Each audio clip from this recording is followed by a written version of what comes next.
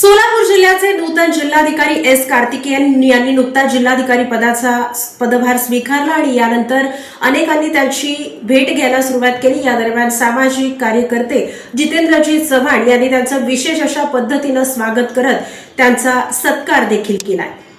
सोलापूर जिल्ह्याचे नूतन जिल्हाधिकारी एस कार्तिकेयन यांनी जिल्हाधिकारी कार्यालयात सदिच्छा भेट दिली। या भेटीदरम्यान सामाजिक कार्यकर्ते जितेंद्र नेते चव्हाण यांनी त्यांचे पुष्पगुच्छ देऊन स्वागत करत विशेष पद्धतीने सत्कार केला।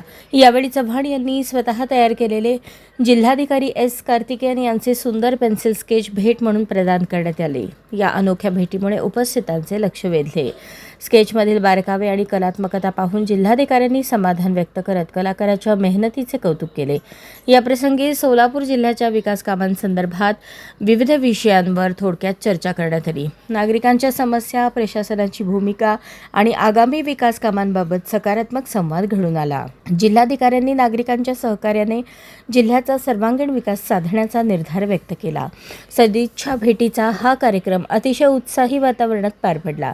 जितेंद्र चव्हाण यांनी दिलेल्या या आगळ्यावेगळ्या सत्कारामुळे जिल्हाधिकाऱ्यांच्या कार्याला शुभेच्छा देत पुढील वाटचालीसाठी यशाची शुभेच्छा व्यक्त करण्यात आली।